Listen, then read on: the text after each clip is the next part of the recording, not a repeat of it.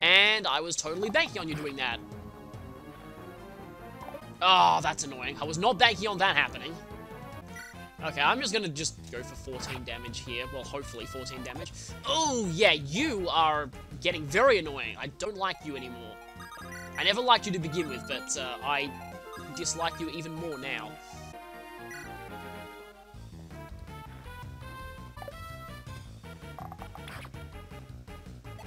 Since when did the 313 Archer reincarnate as a random Grotto soldier?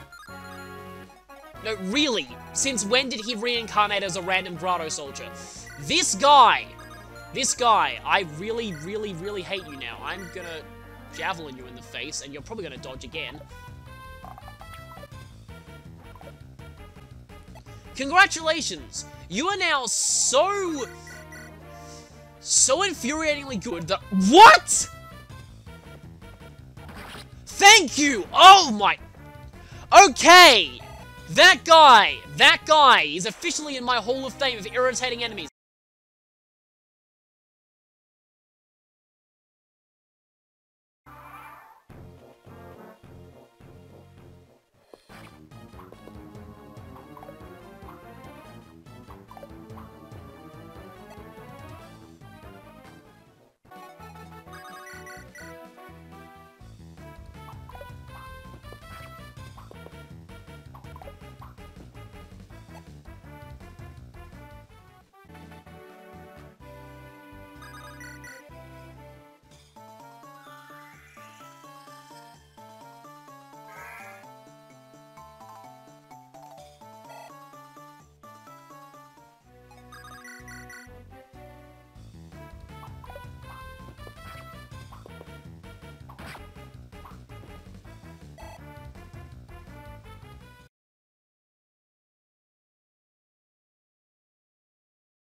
This one here has a useless staff.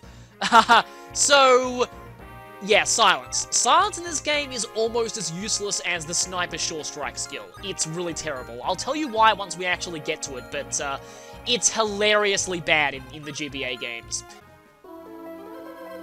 That would be bad. Oh, crap. Okay, remember when I called silence useless? This one here has a useless stuff. Haha. So, yeah, silence. Silence in this game is almost as useless as the sniper sure strike skill. It's really terrible. I'll tell you why once we actually get to it. It was less useless than I thought it would be. That's really bad. That's disgustingly bad, actually. How many turns are you silence for? Because I can't cure that. There's no item that cures silence status, and I don't have a restore staff user on this end of the map. And I can't advance here without getting to berserk range, and there's no way in hell I'm going in there without... Oh, you sneaky bastard! Wow!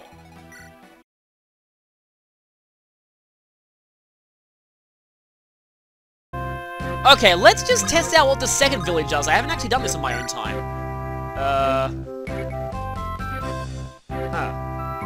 Oh, this is probably just portrait testing, okay. So this is just going to show everybody's portrait in turn and how they look when they're moving in cutscenes, right. I guess that makes sense that we'd have to have some kind of portrait testing feature. Okay, that's weird. Okay, everyone else seems to be glitching out a lot, and, oh yeah, there's Kyle and Ford, who look totally different, and, okay, everything is... Remember why I said it was a good idea to have a save state in the title screen? Let's do that! Okay, let's pretend that never happened. Sorry, I find glitches like that hilarious. I think I might have broke something there. Okay, let's just calm down and go back to where we were before.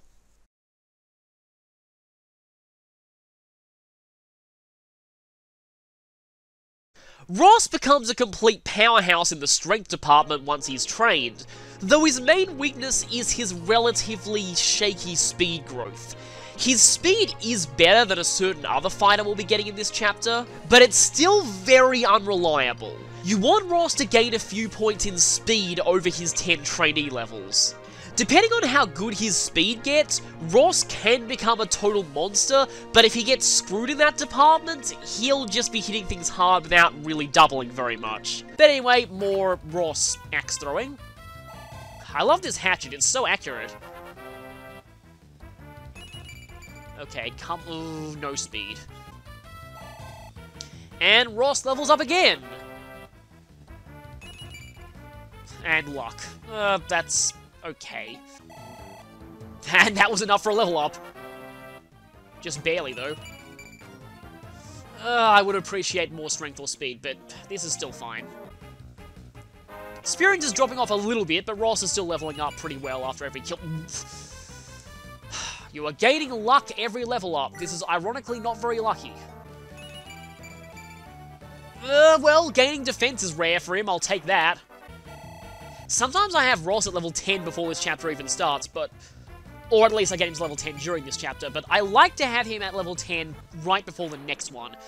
You may or may not remember Lilina back from FE6. She had a colossal magic stat and hit like a truck, but was let down a bit by having unreliable speed and terrible skill.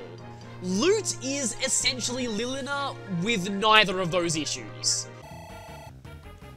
And he is pretty close.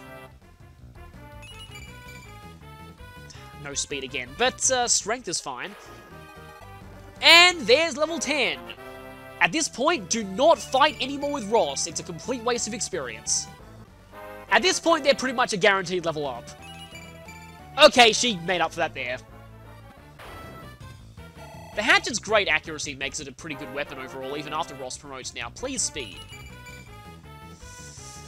Skill is not bad, but I would appreciate some speed. And another chance at speed, maybe?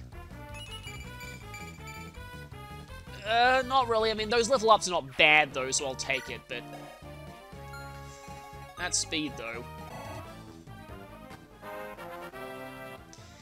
Now speed? Just like normal battles. And if you yield, you do lose your wager. What the? That was the weirdest loot level up ever. I made that terrible, terrible mistake one time I was attempting this chapter, and I rescued I think the man first? And... Oh, no speed. When I was practicing this chapter, Lute did not gain magic, which was weird. Hey, she did this time. I mean, no speed, but she's still getting pretty decent gains. My rule of thumb is always, if somebody can... Wow! That was a bizarre level up. Now, please tell me that was worth it. No speed, but at least you got a few other good stats. And let's also see if I can get speed. I doubt it, but maybe. I can dream. I mean, that wasn't speed, but that wasn't bad. Guess I'm having a slower, tankier Ross this time. That was pretty lucky. Speaking of lucky, in my practice run, hint hint, Ross actually did gain speed. Yes! Yes! Yes! Thank you! He should have more speed than this by now, but still, thank you. More effective. Ooh. I might not even need the rapier now I think about it. Okay, that was weird. Shaman has weapon triangle advantage over Lute, so... Well, no speed, but extra magic is nice.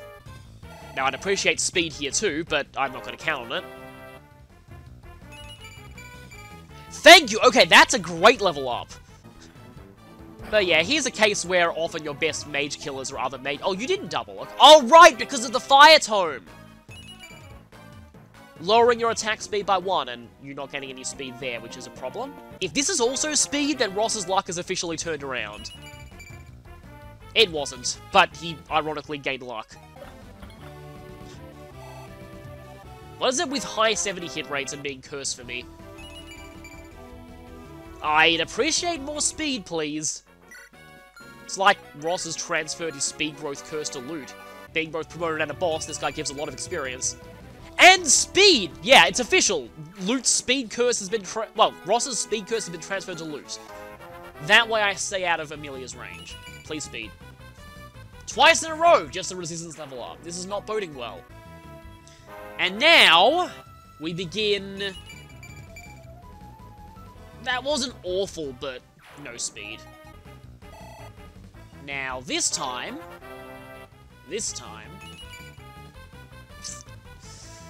Of course, the game is determined to make my loot always terrible.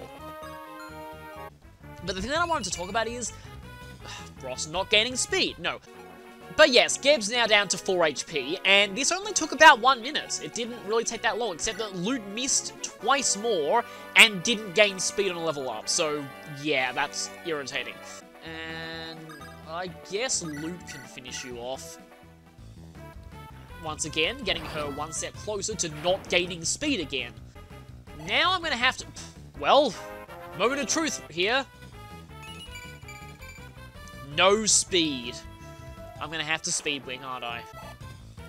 Now, would you kindly gain speed? Hey, it worked!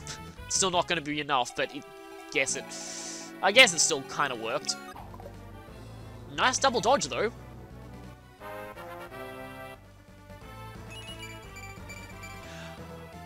Oh, that's good. Maybe Ross's luck is starting to turn around. The bad thing is, though, Ross, who has a 30% speed growth, has the same speed as Loot, who has a 45% speed growth, and I'm pretty sure better base speed. So, this is... yeah, I don't like this. So yeah, Loot's speed average at this point is 13.3, so yeah, like I said, she should have a lot more speed here. Please let me reverse jinx this and let her gain speed. That's okay. She's still well below average at this point. She should have like 14 by now, but still, it's not really the end of the world. And definitely necessary gaining speed, please. Still no speed. I should mention Loot actually did end up leveling up in one of those skirmishes, which I was trying to avoid, but it did have to happen. Guess what she didn't gain? For being a swamp, this map doesn't look very swampy. And speed, that's actually very nice.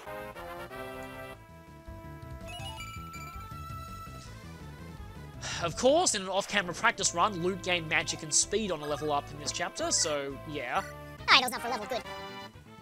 So that one's around 19 now. No speed, but at least your speed is better than it is on Erica's route.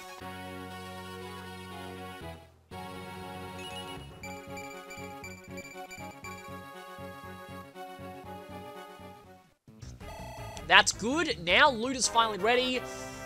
Oh, this is going to be annoying, though. Okay, good. She gained both magic and speed. In fact, she got a near-perfect level up. That's actually really great. So, finally, that speed is still not the best, though. And her magic, I think, is actually a bit below average as well. Though the outfit looks a bit more like, Lilina. And no speed promotion gain.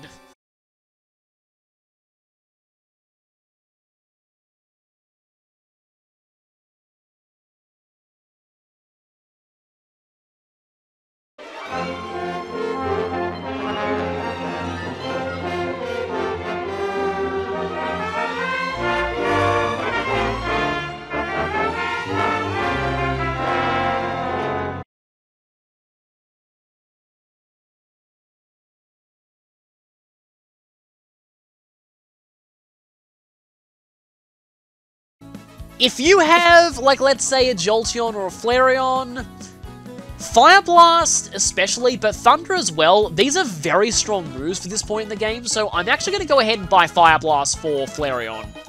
I actually feel like it's a bit cheap at this point in the game to have a move this strong, but, you know, they're giving us the opportunity, might as well. And hey, I'm using Flareon, so I need to take every advantage I can get. Also, I can try out my new Fire Blast.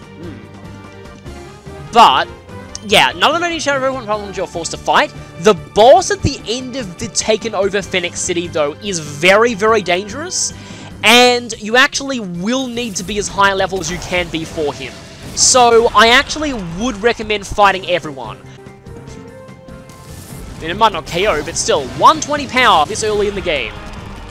Yeah, it almost one-shotted, and that's not very effective.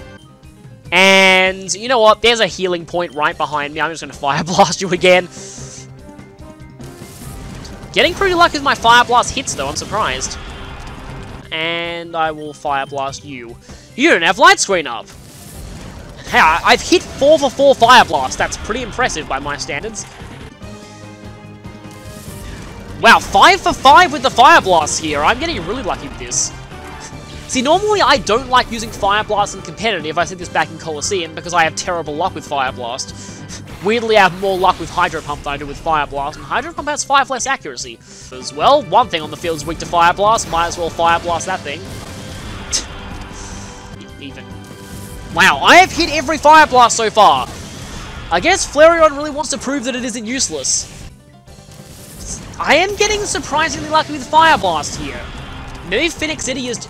You survived, dang it. Still haven't missed with that, though. Well, didn't miss, at least. Let us give it a red nose made of flames. Yeah, this fight is definitely not to be underestimated. Like, I was thinking for a moment, like, before I did this fight, I was thinking, you know what, the XD boss fights until the very end of the game aren't nearly as difficult as the ones in Coliseum. And then I practiced this fight, and I was like, you know what, this fight's actually pretty tough. Yeah, of all the things that the mighty Robo-Groudon could be using, Hoppip. Yeah.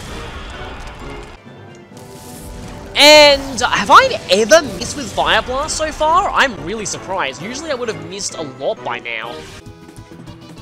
Well, Bladen Tank is faster than anything on the field, which is kind of nice to know.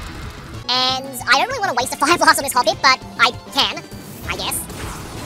Also, I have 2 Helping Hand users on the field. Mirror B is using Ludicolo, like he should be. I had a feeling I'd miss there. And Rain's gone back up.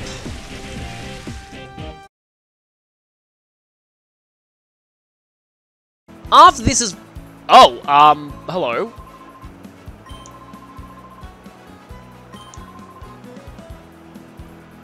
Well, you know what, I kind of feel like if your boss is there, winning is going to be even easier.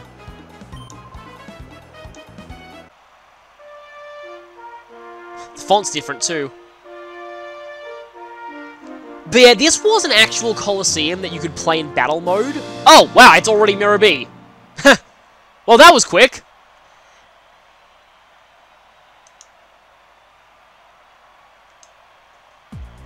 And yes, he does use his normal theme, which is great. So, I said before that he always replaces the 4th opponent in a Coliseum. I was wrong. He replaces a random one of any of the 4. So, he could show up right at the start, like here, or he could take forever. Love how the crowd's cheering.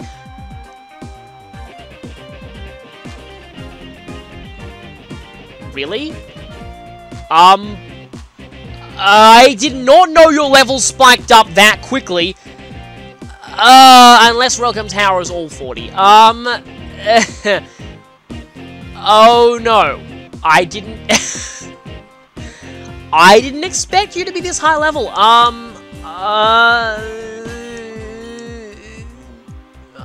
This is not gonna end well.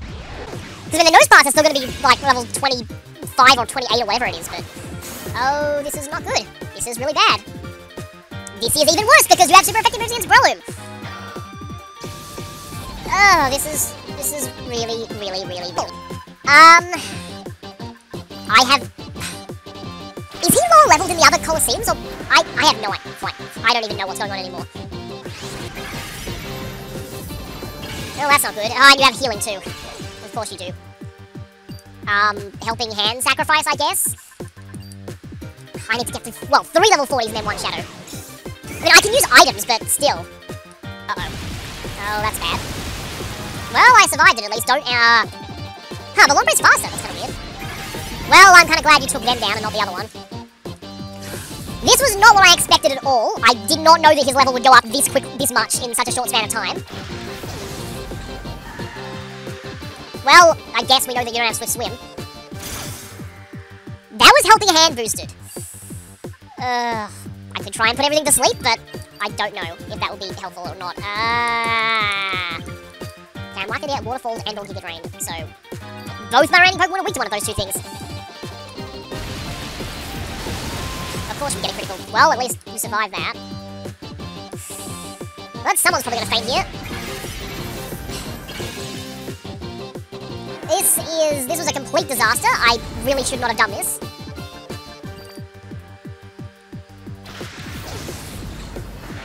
Like, I don't know if this is just a general thing or if this is just a Welcome Tower thing. Maybe it is just a Welcome Tower thing. Yeah, there is no way I'm winning this. I don't have a dig-in option though, so I just have to fight until I'm gone. I will at least try and... You have Thunder Punch too, wow. It was more like a Thunder Slap than a Thunder Punch, but still.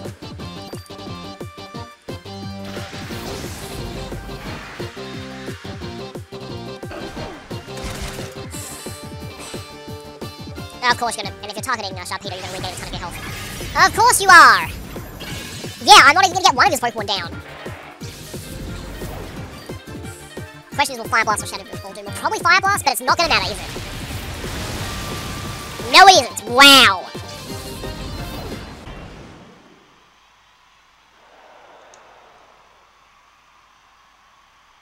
Well, at least we get to see what Mirabé's victory animation looks like.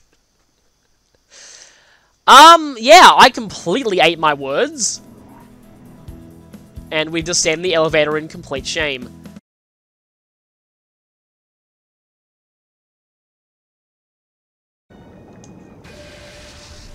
I do find it kind of weird they put this trainer in here and you're not even required to fight them if you go this way. This is just for more experience, but I want the experience because I'm gonna need to. So yeah, I came into this place at like level 36 to 37. You're expected to be 50 by the time you end this place. That is how packed full of trainers this place is. And I just said this place a lot, but yeah, that is how packed full of trainers it is. Oh no, oh no. Oh no. Oh, I thought that would be the case, and that was not the one that I wanted to get hit by that. Kind of lopsided levels on you there, but let's see. I'm gonna go for, yeah, I'm gonna give it a Thunderbolt, as Lieutenant Surge would say. Yeah, I guess I can just Shadow Ball the Sunflower. Uh-oh, please don't fall for the stupid, sexy Beautifly! Well, I mean, I guess it does have beautiful in its name, so... Oh no. You don't physical silver win the ones you love, Beautifly. Stop that right now. You don't get an everything stat boost in front of the ones you love when you are trying to kill them. Stop that now, Beautifly. Like, really, I should have focused down the Shadow Ball on the Beautifly, now that I think about it, because that would have instantly got... Love Triangle! Again, you don't flirt with another female in front of the one you love, Beautifly. Please stop that. This has just been the craziest battle ever, hasn't it? Well, not exactly the craziest ever, but it's been a fairly crazy battle. A Ghost Cyclops and a, humanoid-looking Eldritch Spirit that is definitely not human, given its egg group, have both fallen for a butterfly. That sounds like a really, really bizarre fanfiction prompt that I don't want to see. Please don't do that. This is weird. This is very weird. Please end this battle now before I go in. Thankfully, you have not fallen for the butterfly's charms. But yeah, I kind of want this battle to end just so I can get the weird images out of my head. This is silly. What? Well, the Beautifly has clearly decided that he doesn't care for Lyra anymore and just wants to get rid of her. However, the Beautifly has got more than he's bargained for because now... this guy is like, hey, stop looking at our team member that way, and is going to smash this thing's face in. And that'll be the last time anyone falls for your chance, because Helping Hand boosted max power return in your face. It would have been amazing if that was a crit too, but I'll take that. And now a bunch of people get experience thanks to that whirlwind.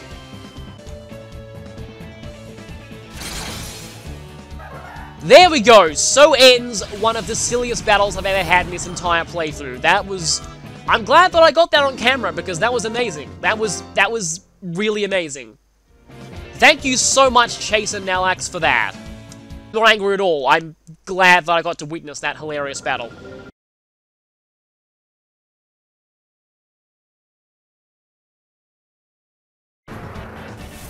Yep, he's doing it! He's doing it!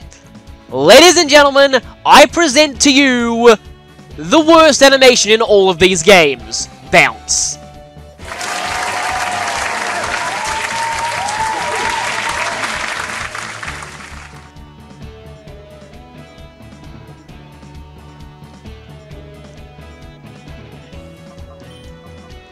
And it gets even better. Watch what the actual attack portion of the animation looks like.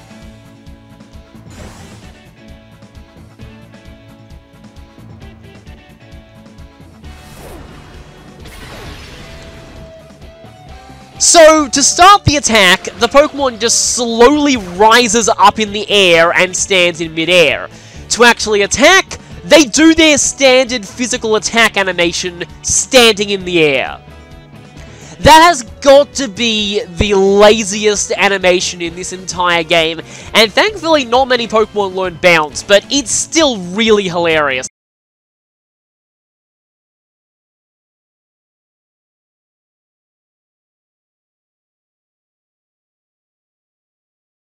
So, I'll be going back in, doing some more grinding, and getting some more items from floor 25. In the off chance that the level 99 Maya does show up, I'll see you for that.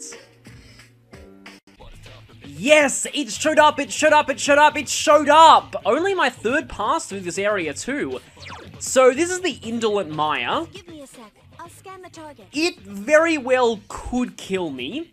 But that wouldn't be that big of a deal, because this is my third pass through this area, and I haven't really done much on this particular pass, in the way of experience gain or finding items, so I'm totally okay if I die here. I just wanted to show this thing at least once. So this is, other than the Reaper, the most powerful enemy in the answer. What am I going to use here? I guess I could try out Seaberly. Let's go for Thunder Rain. Oh, I'm not at full SP. That could actually be really bad. Okay, that did barely anything. And that did barely anything. I've been waiting for this thing to show up too, but this thing is incredibly durable. Well, what attacks do a decent amount of damage. Please don't kill me, please don't kill me. Yeah, so it has Black Viper, which, by the way, is Satan's signature move. It's strong against darkness. So, yeah, strong against everything and immune to instant death, and it's level 99. Not a lot of HP for a level 99 enemy. And the only thing that it can do is throw Satan's signature move at you. So, yeah. That is an enemy in the answer. And Sharp Student means it has a less of a chance of being critical by physical attacks, which doesn't matter if using Thunder Rain, because, they're always critical anyway. Just one enemy left. Okay, I really don't want it hitting Igus with Black Viper. In fact, Koromaru. I want to put your buff up, and Akihiko, you should go to debuffing the, this thing. Heal/support. I don't actually have Mediarahan on you.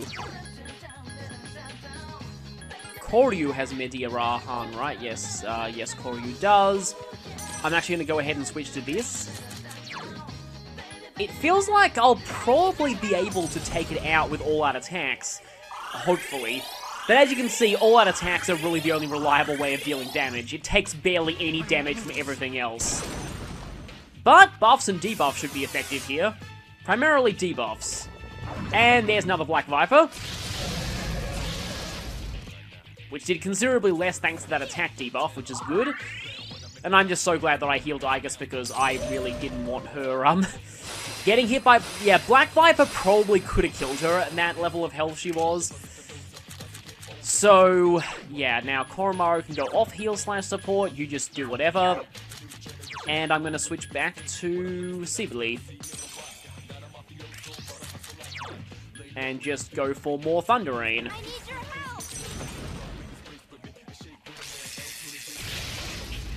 Yeah, with our speed buff, we should be able to not miss this thing that often. It's also another one of those enemies they did a lot of cool things with the color palette on. I wish they did this more in the journey. Because there are some really unique looking enemies in the answer. And now he's getting Black Viper. finally got to see the snake this time. Like, head on. That pair of yellow eyes from that sink. Immediately made me think of that.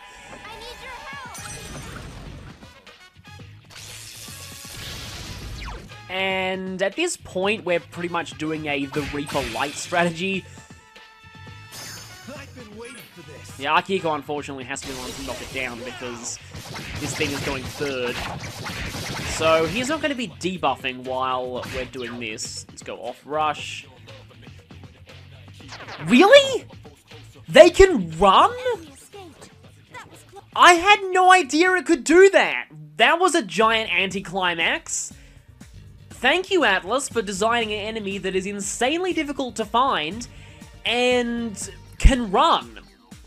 I don't know how much experience that thing's worth, because this is legitimately the first time I've ever seen that enemy. But I presume if it can run, it's worth a lot. But, wow, that's mean. That's really mean.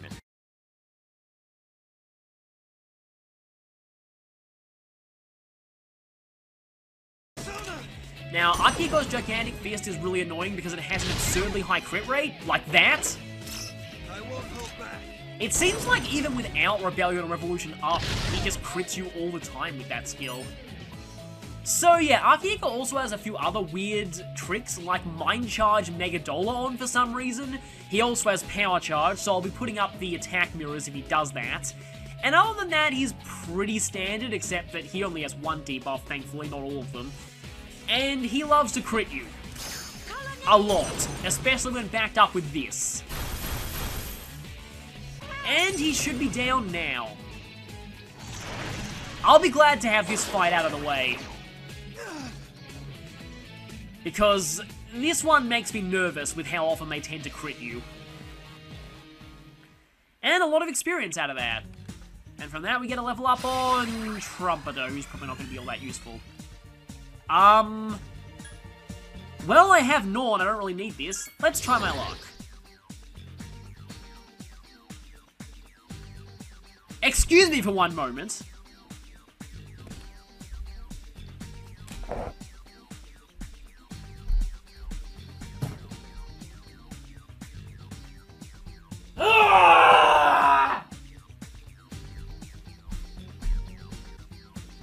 I'm so sorry.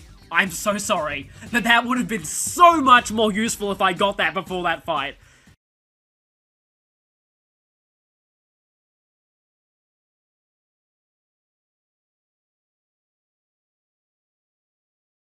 They forcibly remove your crutch for a couple of turns at the start of the next one. It's kind of like hammering in home to the player that you won't be able to rely on Titania all the time, and if you don't build up everyone else, you'll regret it. Doesn't really work because soloing the early game with Titania is still probably the most efficient strategy, but anyway. I feel like Oscar probably should be higher level. I'm just not focusing on him as much because I don't plan on using him on my final party. Which will probably come as a surprise to a lot of people. What is it with Oscar and gaining magic lately? It's weird. But that is kind of a balancing factor, because they tend to be... What is up with Oscar gaining magic? Really? Why? Especially once he gets going. And hey, another level up from not actually killing something. If you get magic here, I swear...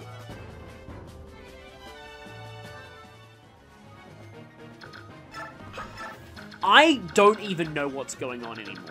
Oscar has somehow... There was a comment on the first part of this that was when someone was talking about how he had an Ike who just kept gaining magic, and someone said, the rare Mahor Shoujo Ike.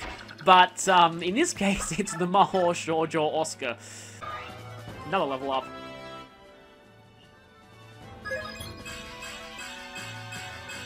Finally no magic, and that should be a level up for Oscar. Let's see if he gains magic here.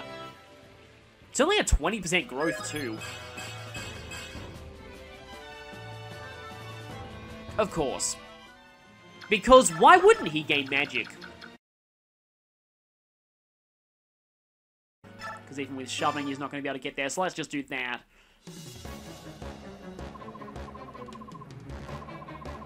And his generic line. I don't think anyone's worthy of her attention, actually.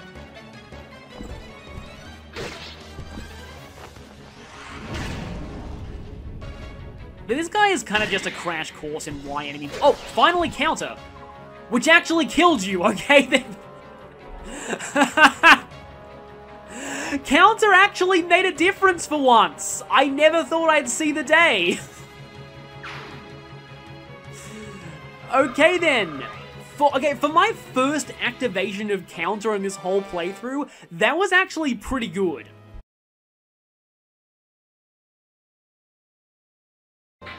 But yeah, because there's not a lot of room to hide in this chapter, you generally have to rely on blocking off everyone using other characters, like sort of forming a wall around people, which you may have done when you attempted this chapter. Yes, I may have done that. Would you like to start telling the story? The story that I got you to be a guest in this episode for.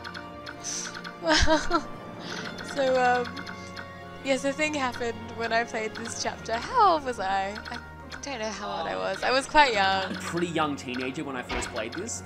And I was even younger, so I was pretty young. I was really enjoying it, really liked the game, really liked the characters, and thought I was doing pretty well. And so I had pretty similar characters. I think your Oscar was a lot stronger. Yeah, I do remember I was using Oscar quite a lot at that stage, and so definitely had Oscar there, and then Mist for healing, and so I'd moved all of my characters around. I was being very careful, and I had Oscar pretty much guarding Mist from the crows, as one does, and I don't know, I think I'd moved everyone except for Oscar, and I thought, oh, you know, just to be thorough, maybe I should just move Oscar as well. Why not? Because... Like, I haven't moved him yet. Exactly. Of course you have to move everybody. I mean, that's just, you know, the implicit rule of Fire Emblem. Everyone must be on the go at all times. So I moved Oscar and was like, yes, great, I've totally got this. And then, yes, didn't quite notice that poor Oscar was the only thing standing in between of a crow and Mist, and then things happened. Yes. And I believe came. you very quickly hit the reset button. Oh no! I did. Please tell me Soren didn't just die because he activated Adept. Okay, hopefully that's not the case. I don't think another one of the crows can attack him. I positioned my people so that only, so Mordecai's there. Nice. If Mordecai wasn't there, that would have been bad, but I was actually counting on Soren not doing that, so that was interesting. Soren almost suffered from what I like to call death by awesomeness. By being too Yeah, awesome. which is where if you're too good, sometimes you'll take out too many enemies. And I also really need to kill Soren. And is Mist protected? Let me just check. So, Yay! like, nothing can get to Mist here, as you can see, because she's surrounded by two characters. I think this is pretty much your exact setup. You had Oscar there, and then you moved him, and then Mist. So basically, I have made it my life's purpose to never let my sister live that moment down. I believe the moment came up during my wedding. Yes. Your wedding speech. Yes, it did. Yes, it did. Although I have to say that everyone said your speech was the best, and it was the most awesome. But yes, I will never let you live that down.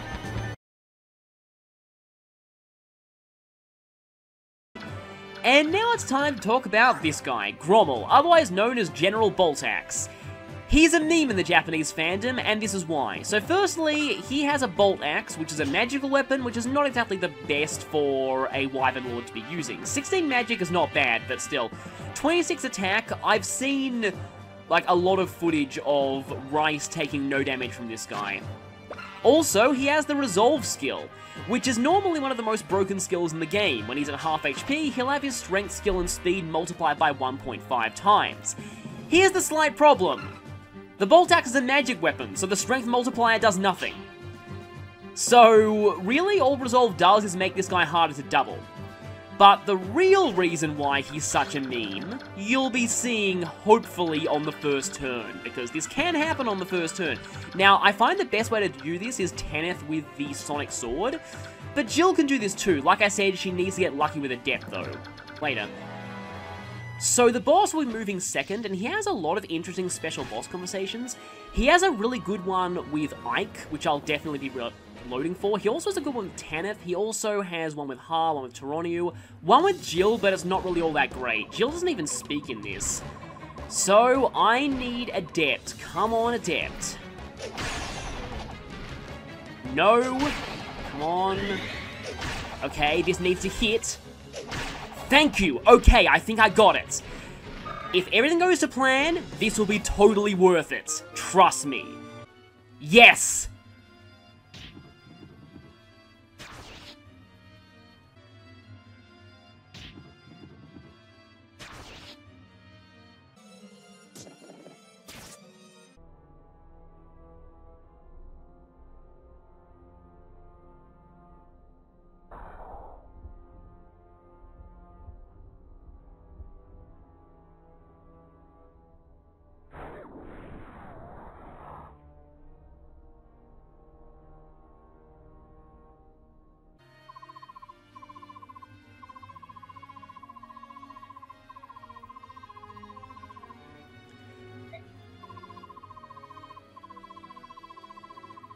No one on this earth can withstand the might of General Boltax unless they found his one weakness, giant boulders.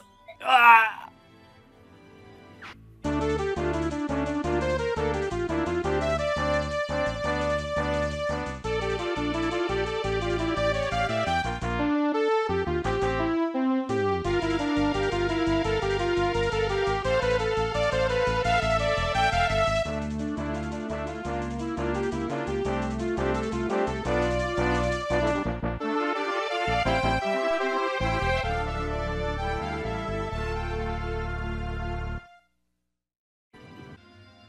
Rock, pleased to meet you.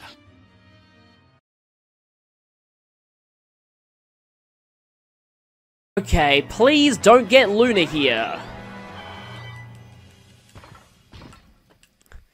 Don't think I need to worry too much about running out the turn limit here. He did, and I think Ike's probably dead.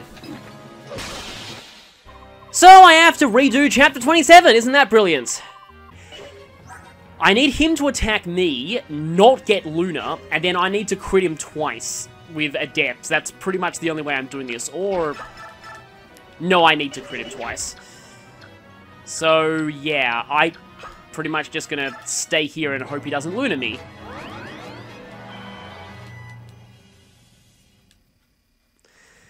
Oh, I hate this fight. Okay, good, you actually hit. Okay, that's one crit. But that wasn't Adept, which means if you had got Adept there, I would have won! Good. I get another chance at a Wrath crit. 2 Adept hits and neither of them were criticals? Yeah, see what I said about this being really luck-based? Okay, so now I just have to go for broke here. I basically need either a Wrath crit or an Adept, and, well, basically either of them needs to be a Wrath crit if I get Adept. So if I don't get a Wrath crit or Adept, I'm dead here, but it's turn 5. I failed this anyway unless I go for this, so... Here goes nothing! Come on, Ike, you can get a Wrath crit. Are you kidding me? I don't believe this. My luck is just legendarily awful. Wow. The Black Knight's gonna get most of it back via renewal.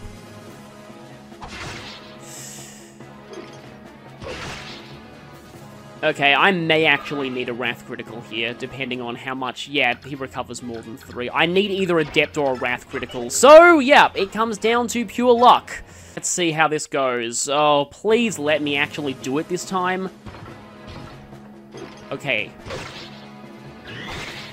Are you kidding me? No! Oh!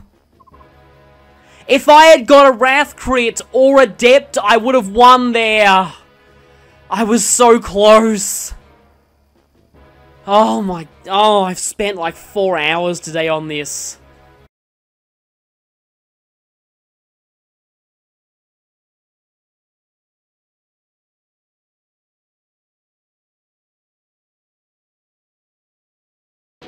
hoping Aaron's defense is good enough to tank most of the physical hits. And nice one. That was a pretty good dodge. And that was a really good critical.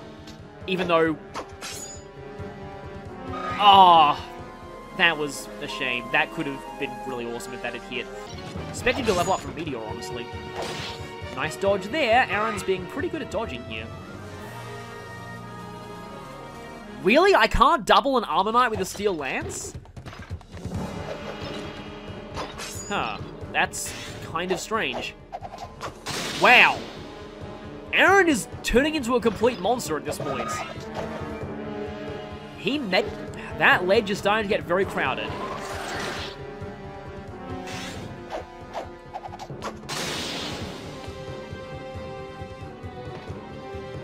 I have no words. I just don't have anything to say here. And that's a really good level up, too. I seriously have no words. Ugh. Yeah, Aaron could have hit that guy, but why am I complaining? Like, Aaron was already amazing in that last phase. Okay, then. That's interesting. Now, at this point, I kind of don't want Aaron to be too awesome, because then a lot of things will be able to attack him. Nice block. Really? Does Aaron have some kind of always critical hacking code active or something? What the heck is going? I don't even know what's happening anymore. And, well, congratulations everyone, you've memed Aaron into endgame. I hope you're proud.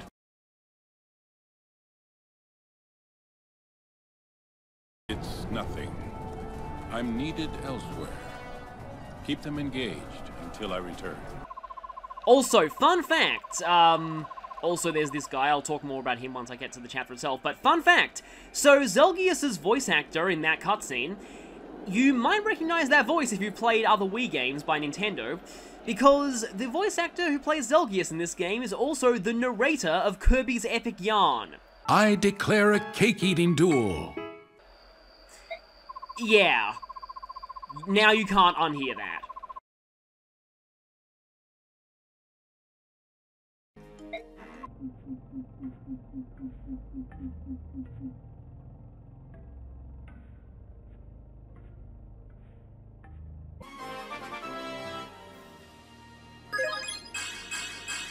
Rolf is still a little behind. Seriously, Rolf has been getting strength screwed with one of the best strength throws in the game. That's for a bit. Like most Fog of War maps, this one's not that hard if you approach it cautiously. Of course, Shinnen would be showing up Rolf.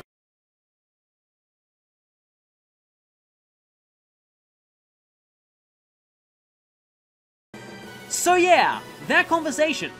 So they explain in the English version why the Black Knight survived is that he actually let Ike win after hearing that Grail had crippled his sword arm, in the hope that Ike would one day grow to be Grail's equal so he could actually have the real fight that he wanted.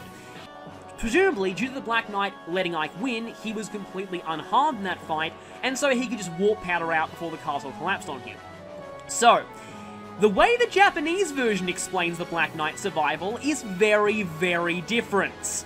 And yes, they did rewrite that conversation from the ground up entirely, except for the part about the blessing being gone. That was still there in the Japanese version. They rewrote that conversation entirely, and I'm sure that even the absolute most diehard of Japanese purists will agree with me that this was worth it. Because when I tell you the reason why the Black Knight survived in the Japanese version, you're gonna suddenly stop hating on some of Fates' contrived plot points, because this is worse. This is so much worse, and it's just so bad, it's hilarious. So, without further ado, I am not making this up, this is really how they explain the Black Knight's survival in the Japanese version.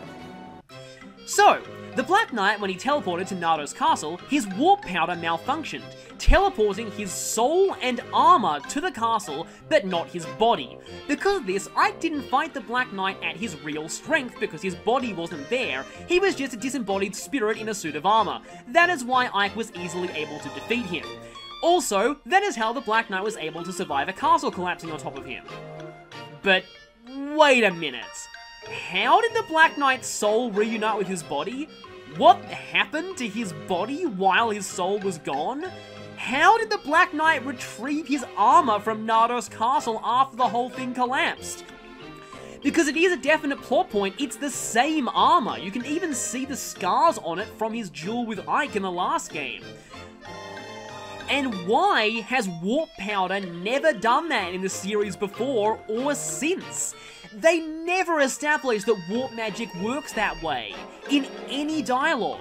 And this game actually makes a pretty big effort to fully explain exactly how the Black Knight's warp powder and also warp staves work. We'll see a conversation later on in the game that goes into that in a lot more detail. They make the rules of warp magic very clear, which makes it even more contrived that something like, oh yeah, by the way, warp magic can malfunction and only teleport your soul and not your body. That never comes up anywhere else in the game. Clearly, it only exists just to explain away the Black Knight managing to escape Nardos Castle. It's incredibly stupid, and I really think you can't blame the localization team for completely rewriting it.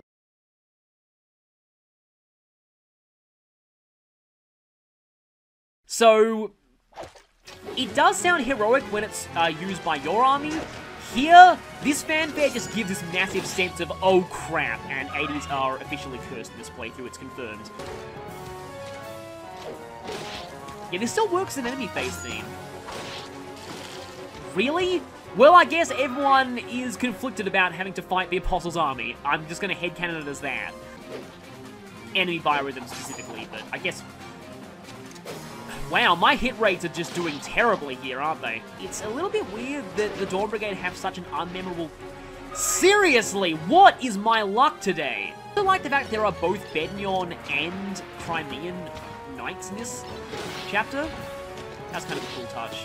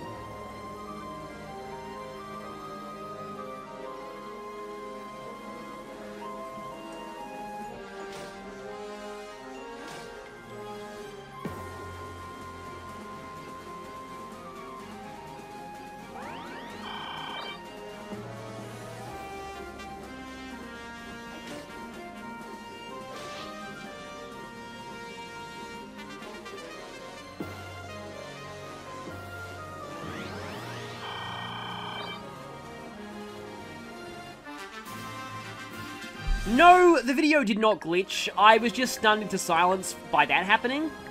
Yeah.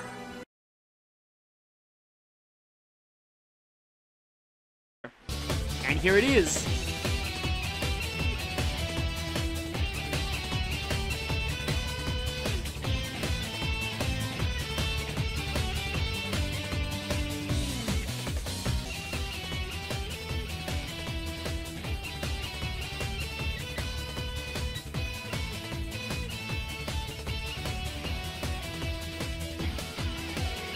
Okay, this could potentially end really, really badly, but Edward is in Wrath here.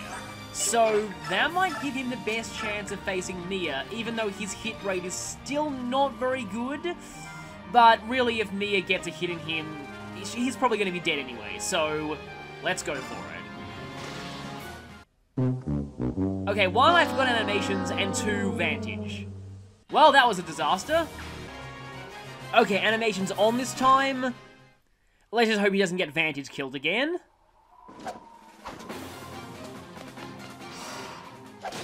Oh, that's bad.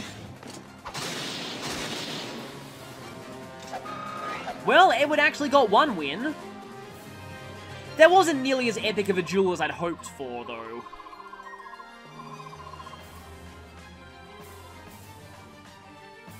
You know, that actually is kind of like one of her quotes in Heroes. Also, Mia literally means this. You'll see.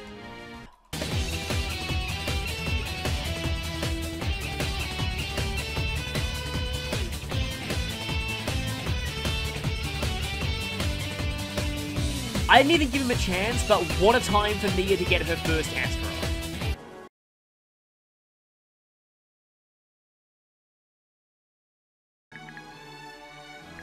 Oh, I just remembered. Yes, I actually need to take down either you or Aaron in order to get solid enough movements to Meteor Peleus. But, so I need to make sure to do that first. Wait, what? There... I didn't know that converse conversations could happen if you're on opposite sides. That's actually really weird. I had no idea that could happen. Huh, what a way to find that out. I learn new things about this game every day.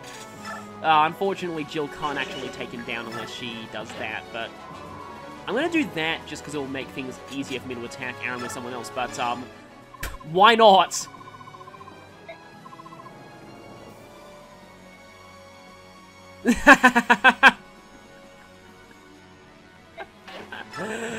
Oh, this is so weird. I never knew you could do that. That's actually pretty amazing. This is one of the few opportunities you had to do this, I guess. And Aaron is down. No, he's not. Wow, okay then. That is very impressive. You survived an enemy instantly die skill. Not that it helped you, but still, I'm really impressed by that. Hashtag Aaron for endgame, I guess. Oh, why do you have such little personality, Aaron? I'm wounded. You think?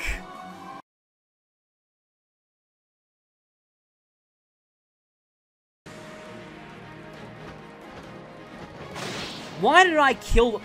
Why did I attack the mage and not the sniper? The sniper has a far greater chance of potentially killing Alicia. Well, that's not good. However, I might be able to... We'll see. I may be able to...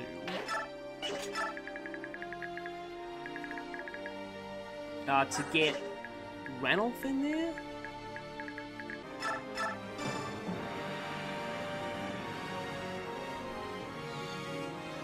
Anyway. Yeah, I can't quite get in there.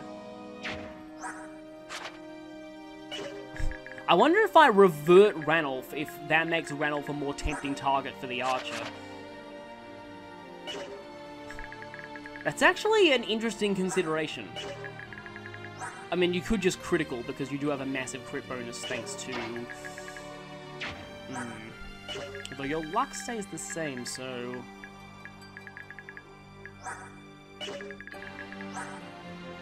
...33 attack versus your defensive 13, you do 20 damage times.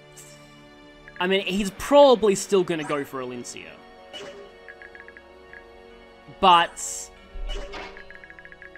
it's not a bad idea.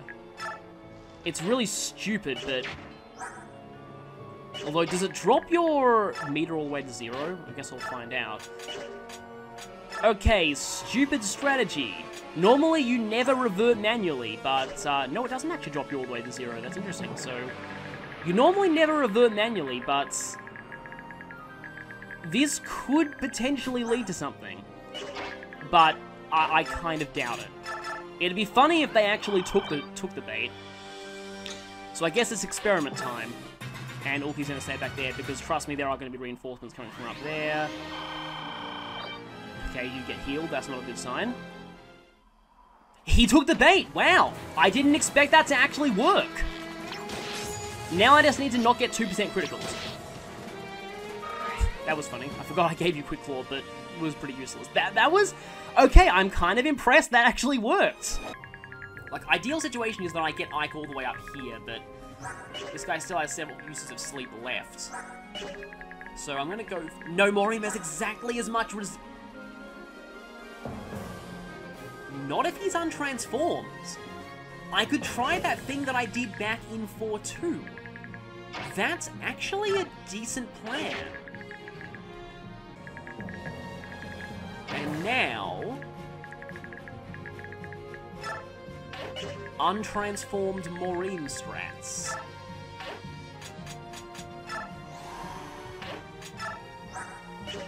So hopefully you're going to notice his 9 resistance and go for Maureen.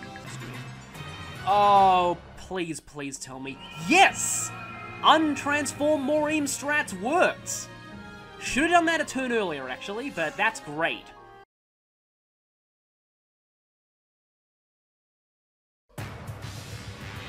Okay, if I can survive this turn... Well, proof positive that silence doesn't affect White Dragon Breath. Yikes, though. That's a high hit rate against Edward.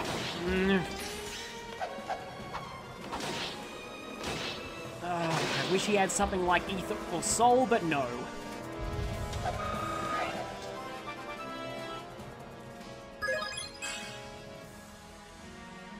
That's not actually going to help against the White Dragons. Oh, they know they can potentially kill him. Please dodge this. Oh, are you serious? Well, he's in Wrath, but that's not really going to help since he doesn't have Vantage. Probably should have given Vantage to him now I think about it. Would have had a 40% Vantage rate. Yeah, that's something to consider if I fail this. And that's Night Tide. Please. Oh, I'm not confident in his chances of dodging. Well, that's one. Didn't expect those first 2 to hit him. That's not good. How many more White Dragons are there left up there? I think quite a lot. Oh boy. Oh, the chances of him surviving this turn are extremely minimal, but... Come on, good luck. Okay, 1. Oh, my heart is like really, really pounding and I'm sweating right now. This is not good, and he's on Wardwood, by the way. You're just trolling me by not moving that final White Dragon, aren't you?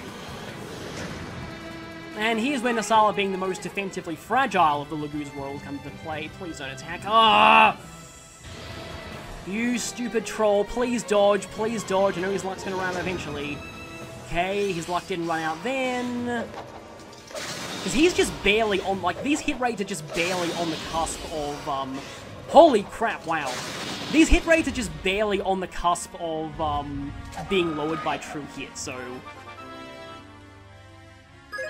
They're pretty close to their actual displayed hit rate. Please tell me that last White Dragon doesn't move, because if he does, I'm really annoyed. Oh, come on, Edward, you can dodge one more. Please dodge one more. Please dodge one more, I believe in you. Please, please, please, please, please. Oh, no, no, no! You saved that move for last. Of course you would. Oh, please tell me this is not going to hit. Come on. Oh!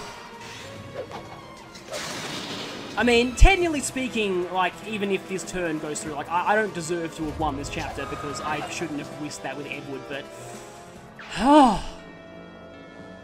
And yeah, you guys, follow after your king. They don't move.